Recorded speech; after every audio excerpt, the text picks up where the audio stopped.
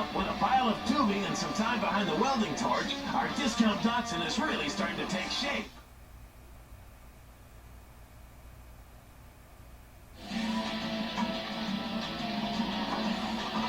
We're back on Extreme, converting our 1981 diesel Datsun into a capable crawler with a budget of roughly 10 grand, including the truck.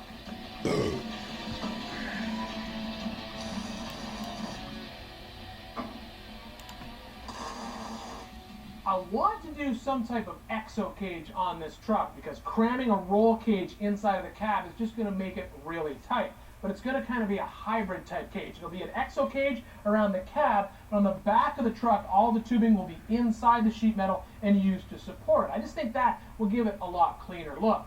Now to do this, I didn't run a main hoop around the truck because this will allow me to keep the tubing a lot closer to the cab.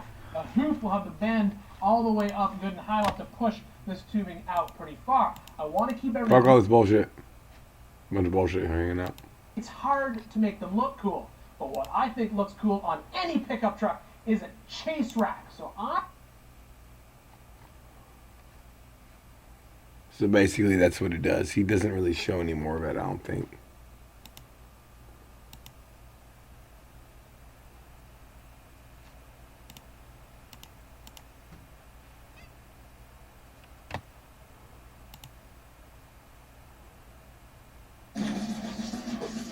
Now the whole point of what we're doing right now is There he goes.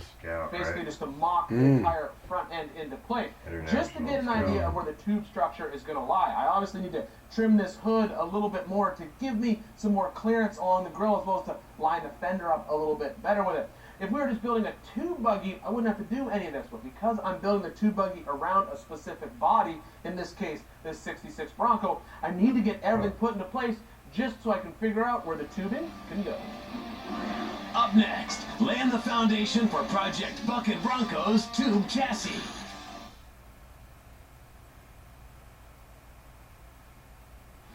We are mocking up the body panels for our first ever Bronco project in the XOR shop. Using all new sheet metal from... He does a lot of Scout stuff. With the front end and the two doors mocked into place, I now have a general area that I have to fit my tube chassis inside of. There's really no point in mocking up our rear quarter panels because all the tubing back here will be at the belt line or above to give the rear axle room to move. I need to start on the basic floor or belly pan of our tube chassis for this rig.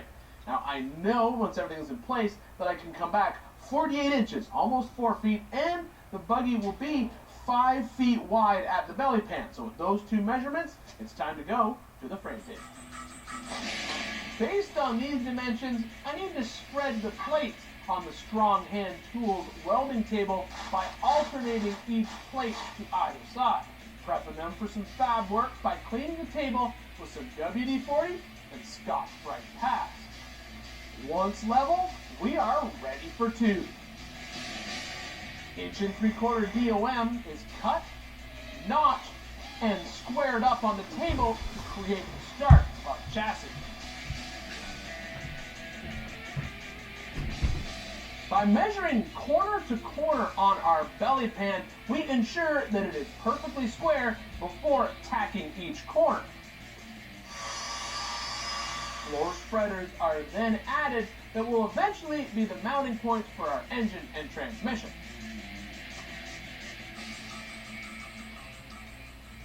The starting point for this chassis is very different than any other rig we've built here at the Extreme Shop.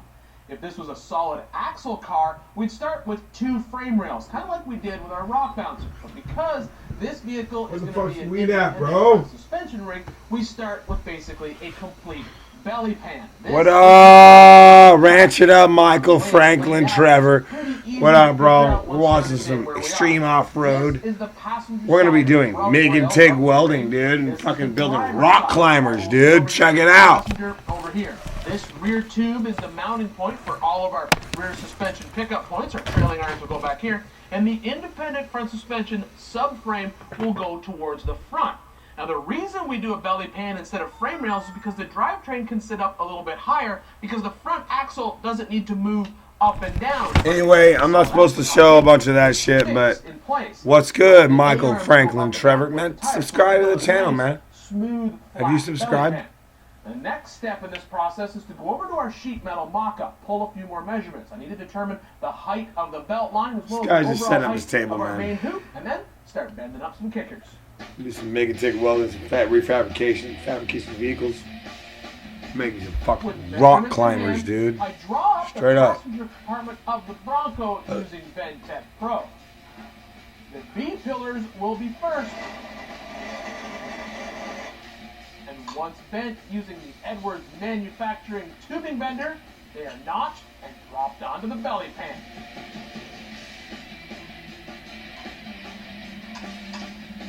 No honey tonight? Yeah, we can do honey.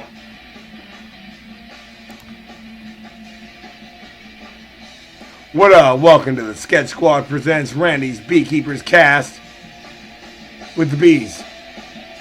The A pillar bars are then we're chilling, watching some make and take welding. Then it's just a matter of creating the main hoop X and door bars.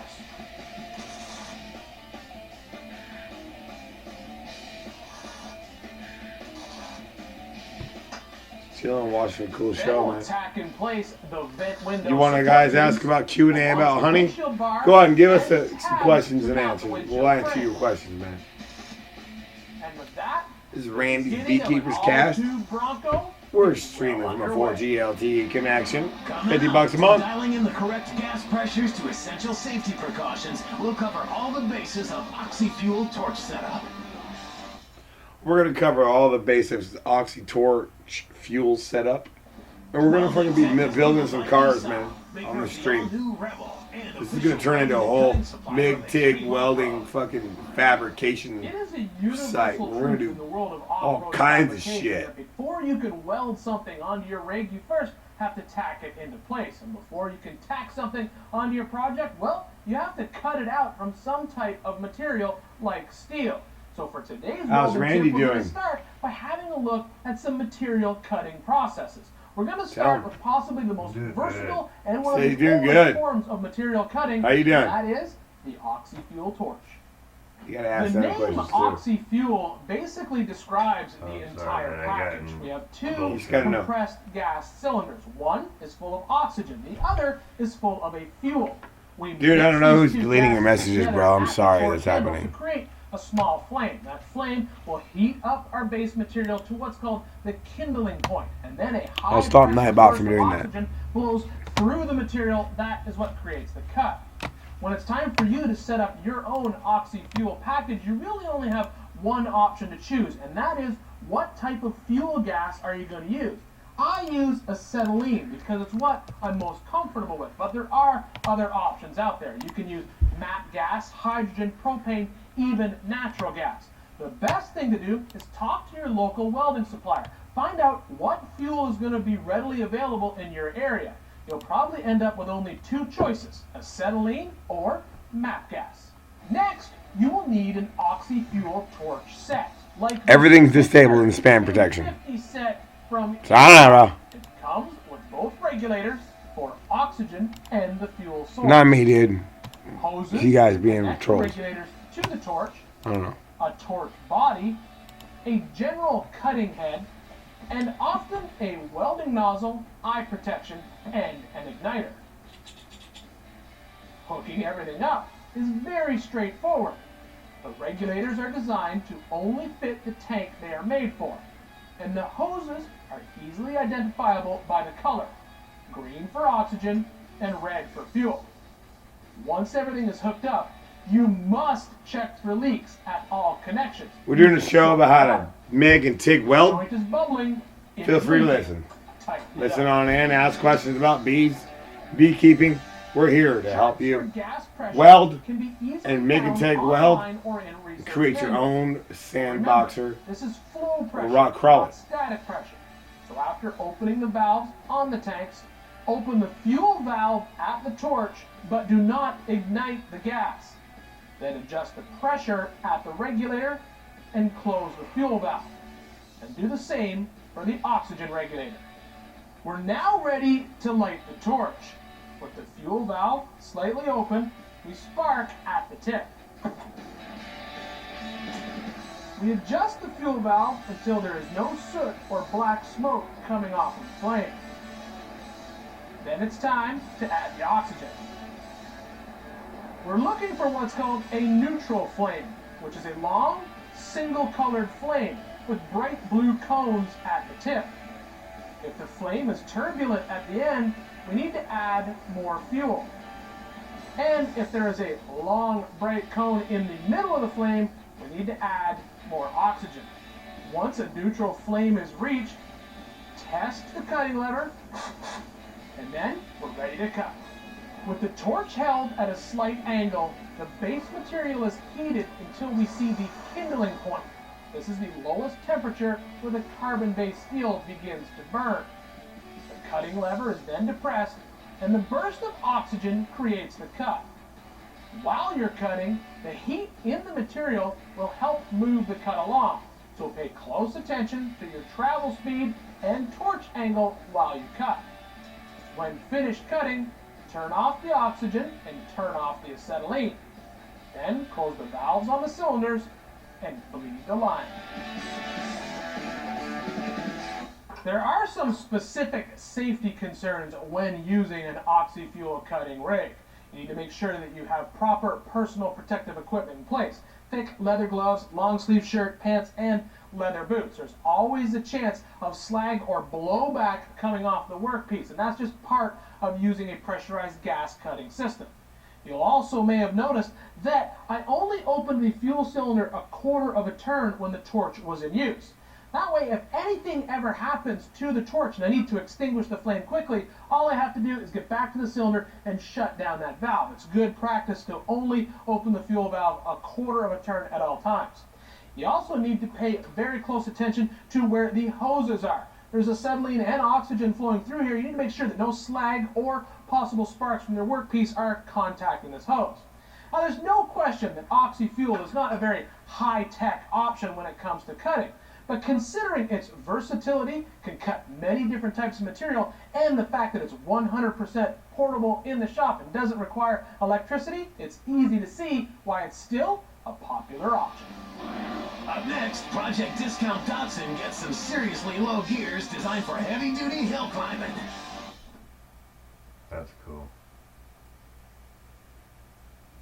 We're going to finish off today by taking the first step that's needed to convert our Project Discount Datsun over from a lowered two-wheel drive mini truck into a full-blown four-wheel drive. Now that means some type of transfer case. Now, there's a couple of different options. I could dig through a junkyard and find some type of Nissan transmission and transfer case that might bolt up behind our diesel engine and would give us the four-wheel drive that we need, but there's not going to be a lot of aftermarket support for that. I could spend a lot of money on an adapter and adapt a more common transmission or transfer case into place. Or I can use a divorced transfer case. And when you're working on a budget, the best divorced transfer case to use is this bad boy right here. This is a Suzuki Samurai divorced transfer case. Now the nice thing about it is it's incredibly small. The input will be at the front, and that will be what comes out of our stock two-wheel drive transmission. And then we'll have an output for the rear axle and an output for the front. The nice thing is there's lots of aftermarket support for this, and considering the low power that's coming out of that diesel, I need all the help I can get, and that help comes with 6.5 to 1 gears inside this case. For this transfer case, I'm using a gear set from Trail Gear Off-Road Supply. It includes new low-range gears, a new input shaft, counter shaft, all the required gaskets and seals, and new bearings to upgrade the little Zoot case to the deeper 6.5 to 1 low-range ratio. The first step is to remove the front housing from the case and split the center section. Remove the counter gear from the rear housing along with the input gear, shift fork, and output gear. the gears are removed from the shaft.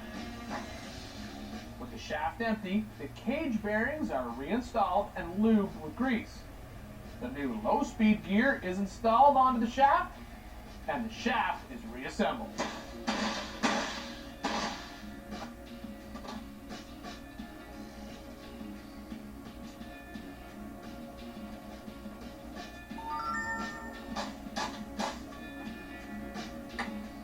You will need to clearance the case for the larger diameter of the low-range gears.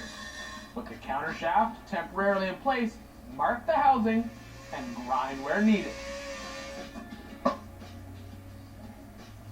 Clean the case halves after grinding and install the new input and output shaft steel.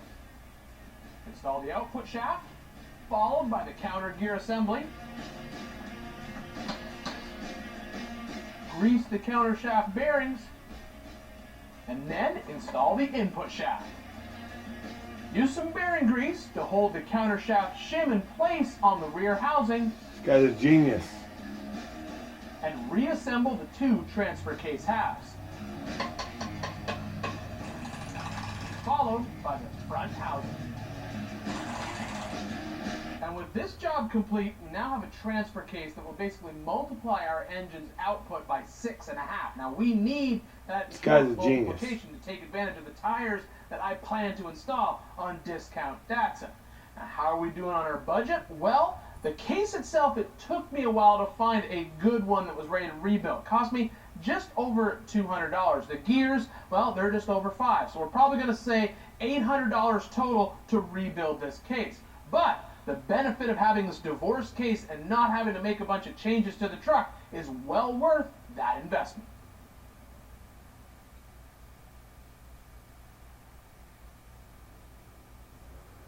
$800 to build a new transfer case. Hit the dab. Hit the dab.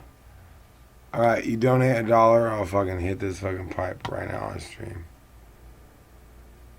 Just joking. But really do it.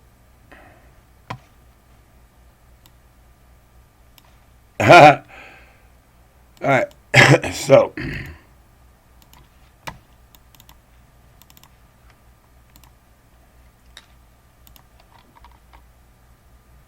all that dumb shit.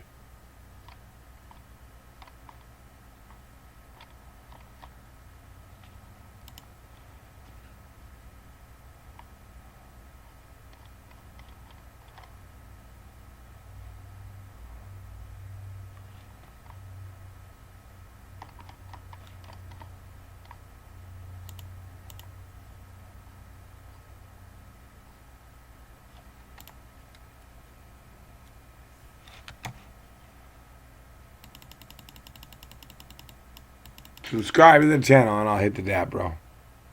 With over 700 horsepower, Raging Bull is a beast. Today on Extreme Off-Road, we add hydraulic steering and military spec wheels to keep it under control. Plus, Ultra 4 drivers and rock bouncers both think they've got the baddest rigs around. Today, they go head-to-head to find out who's right.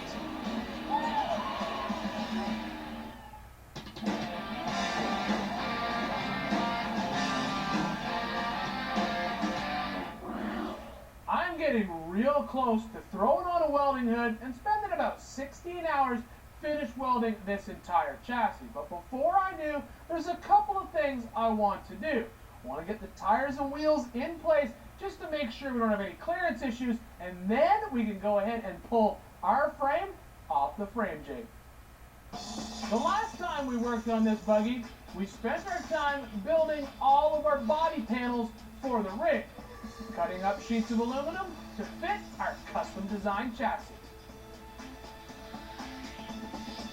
I want to get as many of the major systems mounted onto the chassis before finish welding it. That way if there's a problem, I'm just moving parts that I've tack welded in place. Now we're going to start today with our hydraulic steering. And on a rock bouncer, hydraulic steering has a huge job to do.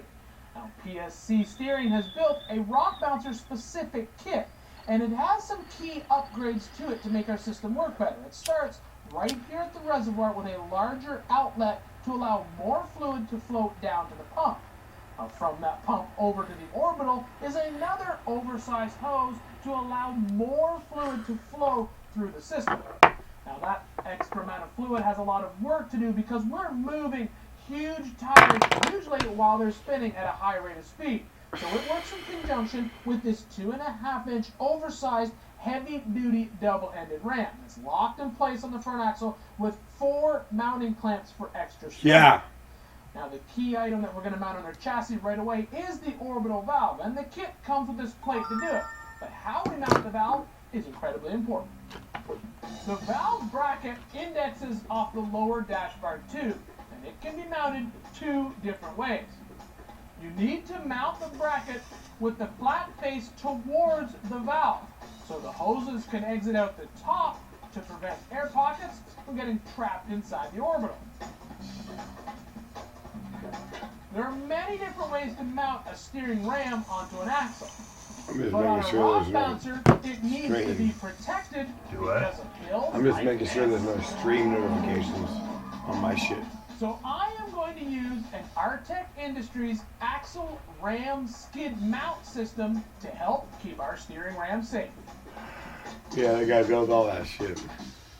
With the orbital valve in place, the next item we want to build inside our chassis are our seat mounts. And when you think of the interior of a high-end Italian sports car, you usually think of exotic materials like carbon fiber, leather, maybe even some ostrich skin. And that is exactly what I have here. These are PRP competition high back buckets, and they've been built using a combination of tan interior and an ostrich look outer panel on the edge. Now the best thing is these don't just look good, these are specifically built for hardcore off-roading, with a nice high bolster on the side to keep you firmly planted in the seat, and provisions for a 5-point harness so you can buckle yourself in nice and safe.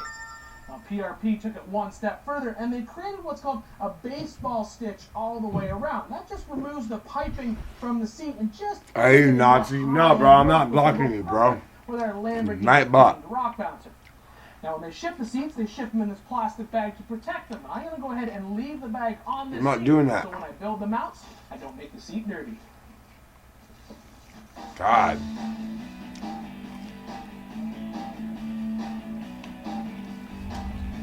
Nightbot deletes all my chat messages. I will modify an existing seat tab.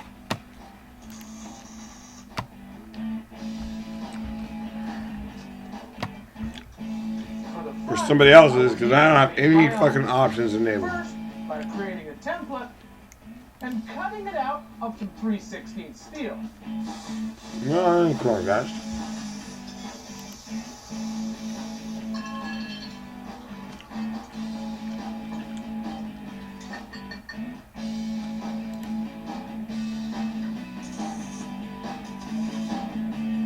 A tube needs to be added for the rear inside mount to index off the chassis.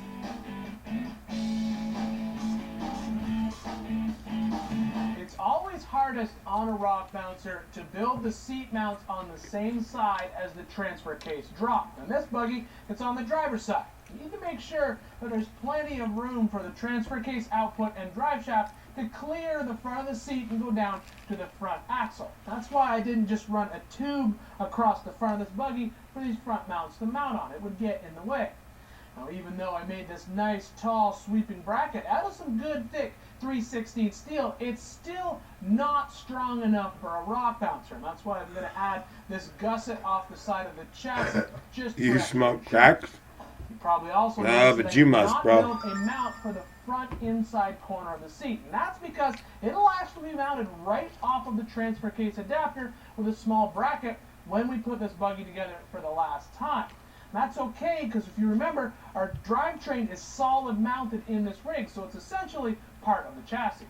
All I have to do now is duplicate these mounts on the passenger side, and then we're going to have custom bucket seats inside a Lamborghini.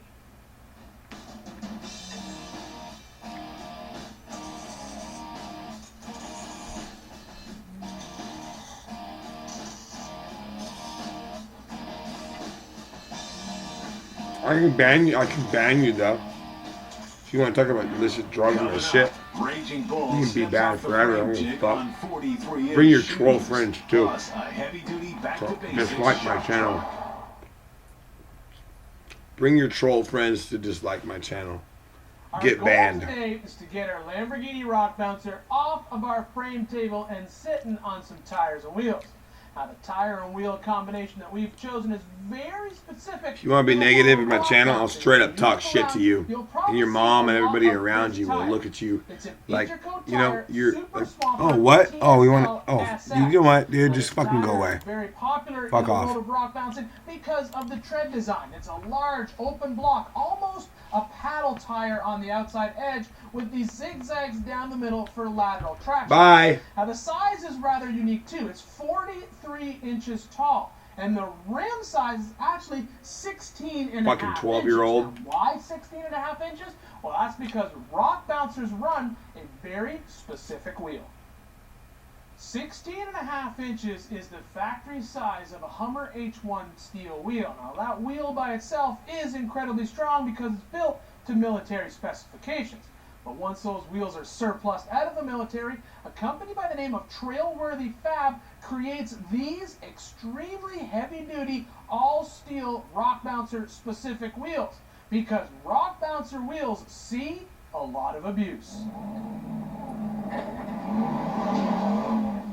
The H1 wheel is a two-piece wheel. And I'm not going to have those kind of idiots in my channel. I'm going to have intelligent people, not retards. Stiffens up the outer bead as well as provides protection for Bye. the valve stem, prevents it from being ripped off by a rock when you're blasting up a trail. Now the inner shell is where you can customize the wheel a little bit more. They put a new pressed center inside the shell, and they can adjust the depth of the center, giving you many different backspacing options depending on your rig. But the biggest news about this H1 wheel is it's what's called a true double beadlock wheel. Trailworthy Fab creates these PVC inserts that go inside the wheel before the two halves of the rim clamp around it. This PVC insert clamps against both beads of the tire. So no matter how much air pressure you're running in the wheel will stay clamped when you're launching up those hills.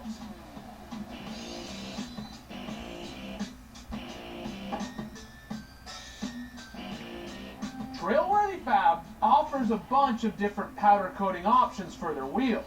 We chose ours in raw steel, so when we have the chassis coated, we can have the wheels done to match. So for now, I'm just going to mock them together for a test fit onto our buggy.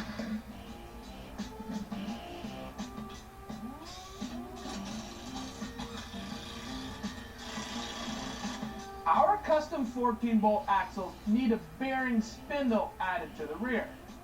This custom piece from Penn Axle is designed to accept standard rear full floater bearing supports, but has enough clearance for 40 spline axle shafts.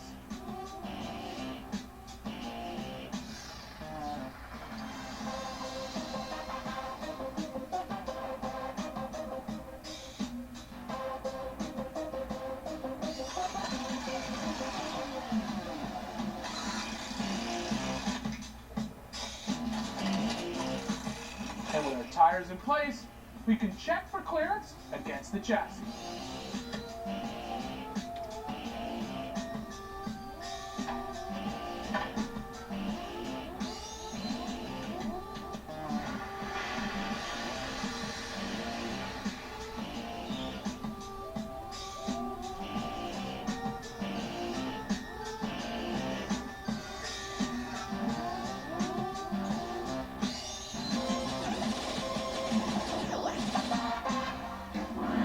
Up next, Ultra 4 racers challenge rock bouncers in the first ever hill climb shootout.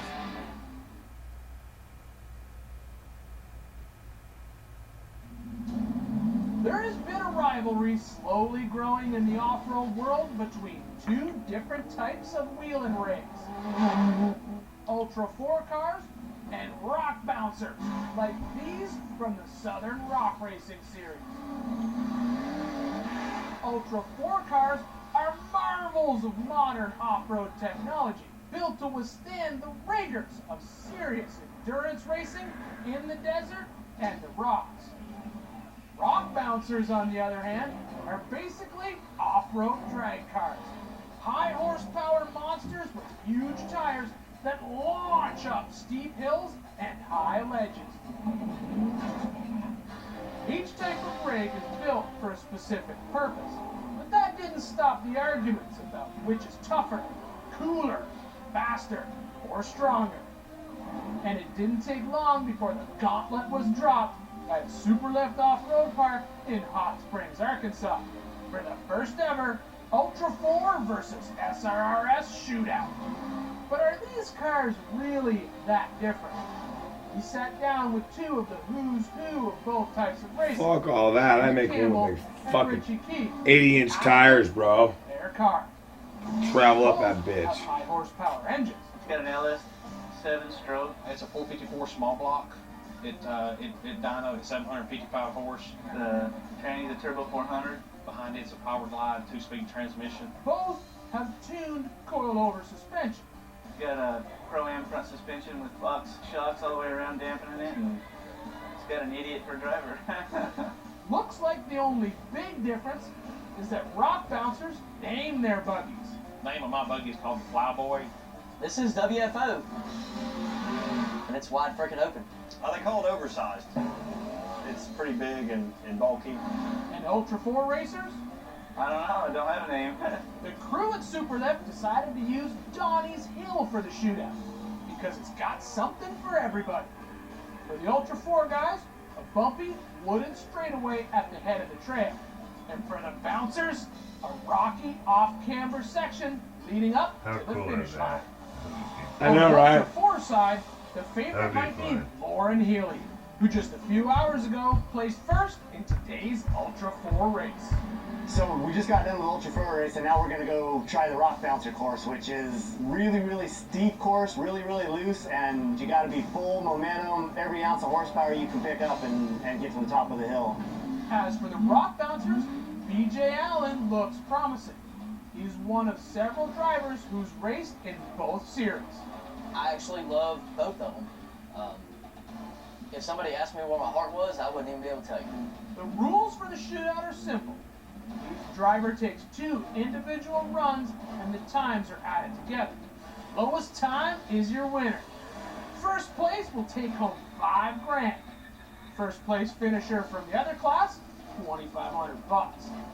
Like any good hill climb, there was plenty of big air, full throttle action, and general carnage. At the end of the day, Shannon Campbell would win it all. Eric Miller, the 2012 King of the Hammers winner, came in second.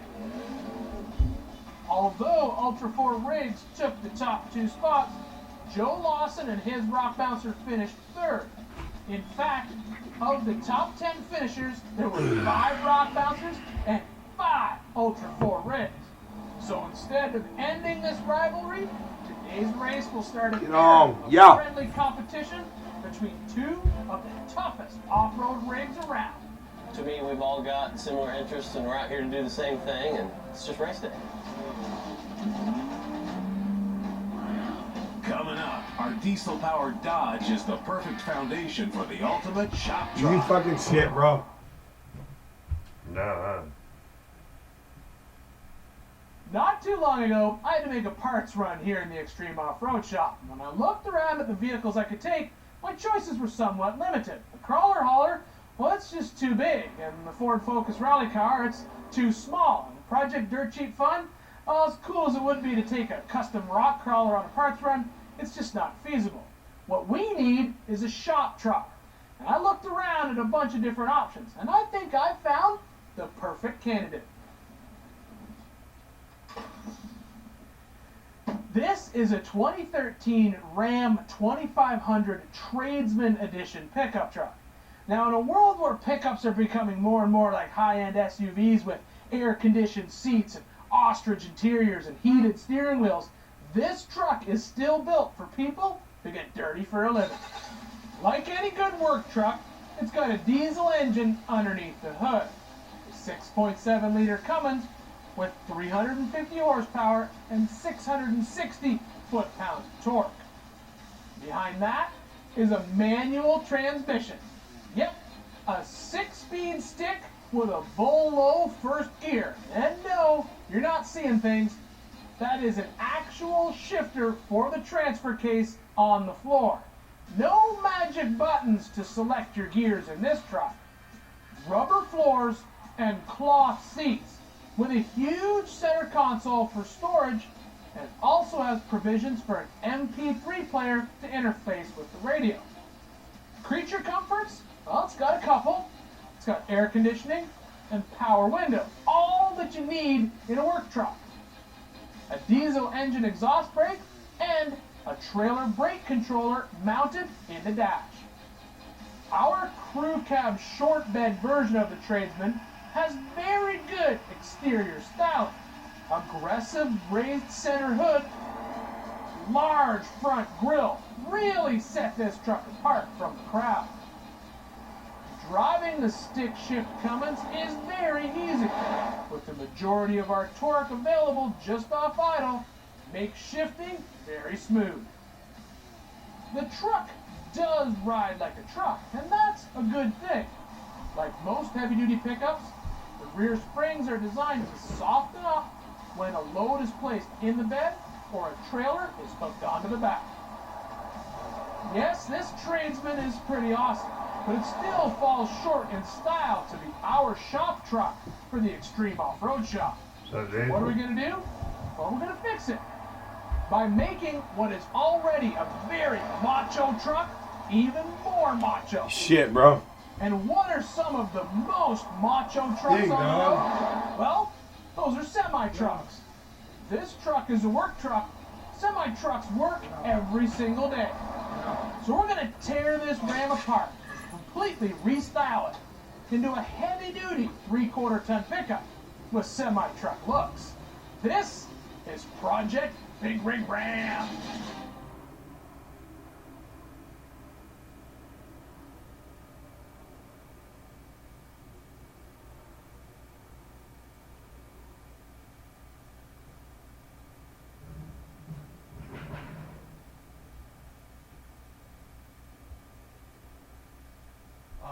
Dude. Oh, it hurts you. Come on now, come on. Get off that thing. I'm gonna fucking make shit here. Come on now, get off of that. Feel it before. Ah. Scarred Marvin, dude. You guys need more medicine. You don't know if this works. Sorry. I hate that, man. I'm really adamant with animals. I love them, man. People trip on that shit.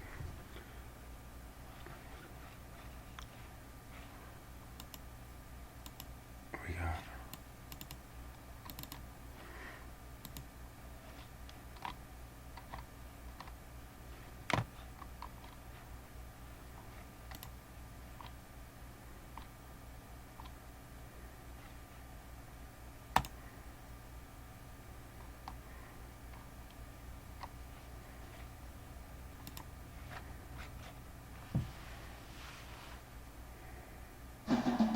After checking out a few rally cars, we had to build one for our Michael, stop being an idiot, dude. I'll unblock you, bro. You're unblocked. Damn, dude. Come on, dude. Get with the fucking program. We'll take it for a test drive. I'm done dealing with fucking trolls, dude. I'll block them, bro. Be cool. Know what we're doing. If you want to be a part of it, cool, man. If not, go away. There's fucking how many people in the world? Bring your troll friends, dude. Bring all your troll friends. Like the 400 and 500 people that fucking threatened my son. We're gonna kick things off today in the Extreme Off-Road Shop by tearing back into our cut his eyeballs out and shit. Ford Focus Rally race car. We're prepping this vehicle to compete in the NASA Rally Sport Race Series, and our whole goal is to get onto the track for less than $10,000. Today we're going to jump underneath the hood and work on the motor. We're going to go ahead and throw some performance parts at this engine. No, you got a fucking cigarette. No, I need a beer Before too. we do any of that, You got a we're beer in gonna the do fridge same or not? thing we did with the suspension before we upgraded it. We had a What look are you doing? You're to getting make drunk, sure dude. it was worth So? It works well. You're fucking. It's 9 o'clock, dude. Inspection of our I don't want to suspension, stream, dude. front and rear. We found a few items that were worn past spec. Not even what I'm talking about, bro. You gotta work. Up front, and inner and outer tie rods. We upgraded the suspension all the way around with new springs, shocks, struts, and heavy-duty sway bar. To evaluate the engine, I'm going to start with a simple compression test. With the spark plugs removed, the coil pack unplugged, and the fuel pump I'm relay not drunk. disconnected, I'm pissed off. the key is Fucking retarded shit's going on. I'm just saying. I'm good. Take it easy. Yep. Each You're good. cylinder I'm checked good. I'm good. and recorded. The Focus engine is a dual overhead cam. Good night, engine. It retards. a tiny